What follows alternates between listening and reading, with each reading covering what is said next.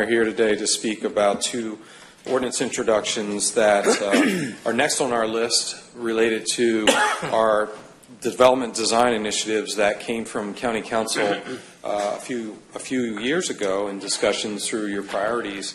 We should maybe mention that Kim Hoey Stevenson's in the audience, and I want to give her some credit for some of these ideas too. Thank you, Mr. Riley. You must be reading my notes. No, he wants to talk first. So I'll frame these ordinances up and then ask Mr. Whitehouse to go over some of the details before we introduce. But this first ordinance is, in fact, 99-9C, and when Ms. Hoey Stevenson was a commissioner on planning and zoning, she asked us to take a look at this list and really put forth a request that we affectionately called Kim's List to update 99-9C, the 17 items of criteria that all subdivisions have to be reviewed under. And really, through this update, we're really raising the bar of scrutiny for all future subdivisions that have to meet these 17 items and put a level of specificity in the language or in the code that doesn't exist today. So with that, I'll ask Mr. Whitehouse to go over it, and we'll introduce it if you see fit.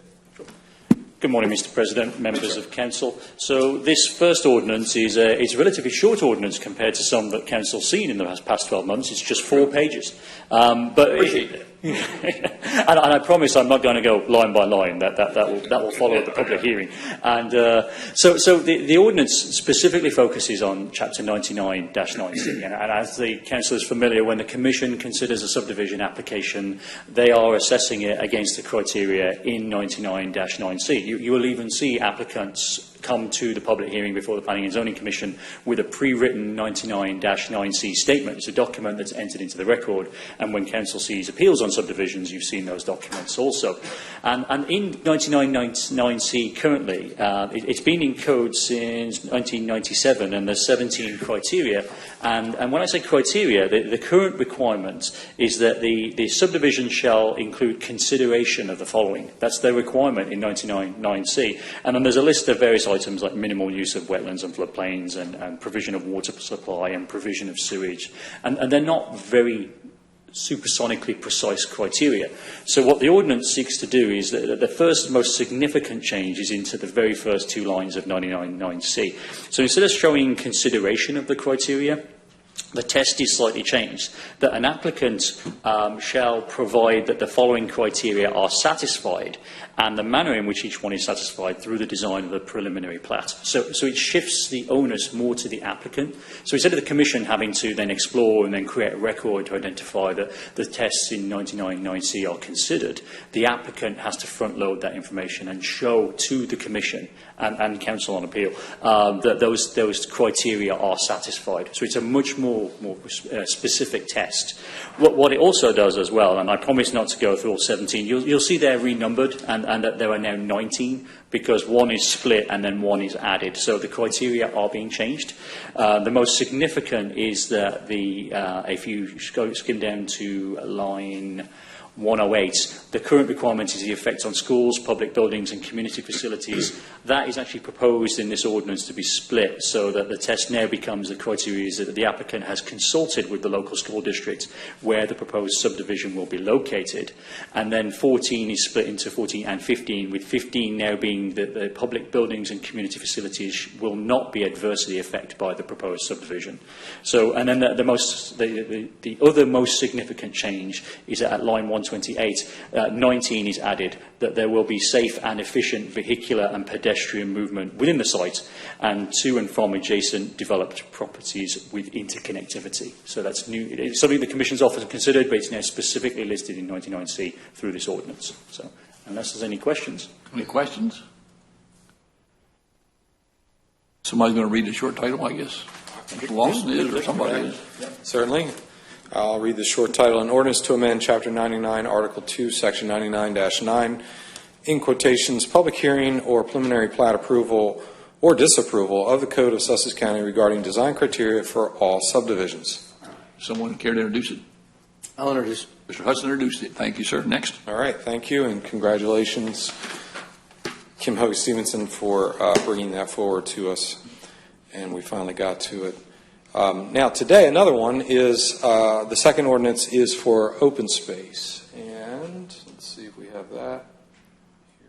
Well, again, part of the council's priorities through our joint workshop last year with planning and zoning, going over different initiatives. We started with the perimeter buffer, which we now finished. And these two, we believe we can get through by the end of the year and wrap this up with this current council. So this ordinance looks to improve the definition of open space over the years. Open space has been maybe, the definition has been interpreted in a number of ways, and we're going to look to tighten those ways up, and I'll let Mr. Whitehouse explain that, and if you're so willing, we will introduce it. Well, thank you. This is a slightly longer ordinance than the previous ordinance, Mr. President. This is an 8-page ordinance, and a lot of that is due to the duplication that open space is defined in Chapter 99 and it's defined in Chapter 115. So it's a longer ordinance to account for those changes in both those places within the County Code. I can summarise it in four main arms of this ordinance. The first is largely focused on the definitions. So they're currently duplicated in both Chapter 99 and Chapter 115s. And in this ordinance, the definitions are better clarified to describe what is and what is not considered to be open space within the definitions of open space. And you can see in the ordinance there's a list of what is and is not. And I don't propose to go through that line by line. We'll say that for the public hearing. But perhaps the most significant change to the proposed change is to exclude clubhouses, pools and similar impervious amenities from the definition of open space. That they're structures that they are man-made structures that cover land. So by definition they're not open. So what the ordinance seeks to do is reflect what is the intent and thrust of open space, that land be predominantly open and free of man-made structures. So that's perhaps the most significant change to the definitions. And then secondly, Chapter 99 has an added guide, and it actually uses the word guide for minimum open space in standard subdivisions and non-cluster subdivisions. And what this ordinance seeks to do is it converts that guide and changes it to a requirement. And it also restates that provision in Chapter 115, so that it covers not only subdivisions, but it also covers multifamily and townhouse developments. So instead of being a guidance, it becomes a minimum requirement that all residential developments now have to meet. And then thirdly, there's new language providing that the area immediately around multifamily and townhouse structures is not considered open space. And this is to more or less mirror how we assess single-family dwellings which have a front yard and a side yard and they have a rear yard.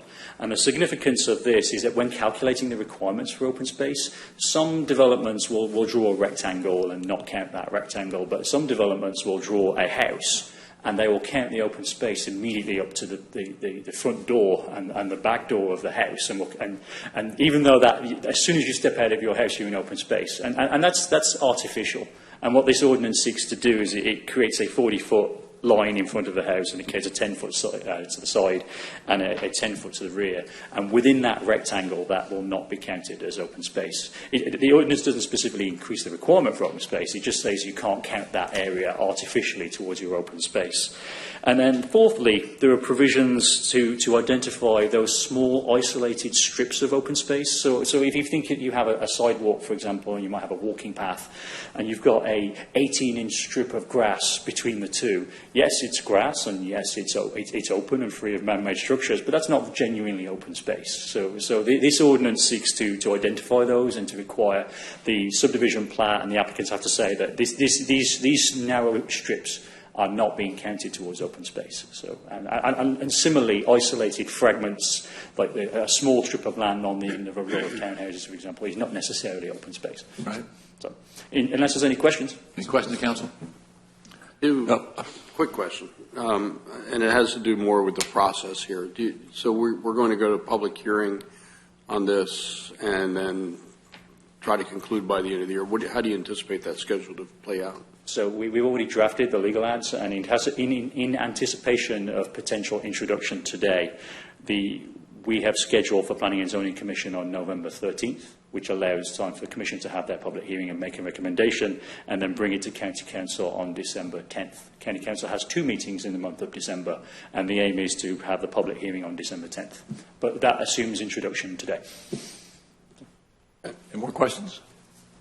Mr. Lawson, you going to read the short title? Yes, please. An ordinance to amend Chapter 99, Articles 1, 3, 4, Sections 99-5 definitions, 99-21 public sites and open spaces, 99-23 preliminary plat requirements, and Chapter 115, Articles 128, Section 115-4 definitions and word usage, and 115-20 preliminary site plan requirements of the Code of Sussex County regarding open space.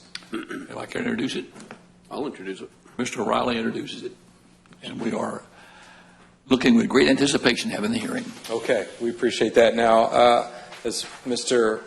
Whitehouse said, and by the way, isn't it nice to have Mr. Whitehouse as passionate as he is about our Sussex County land use code? He knows it inside and out, so it's nice to watch him work. We will have to go through 2 public hearings for this, just to verify that, Sure. and we will be back in front of you in a matter of weeks. Thank you. Yes, sir.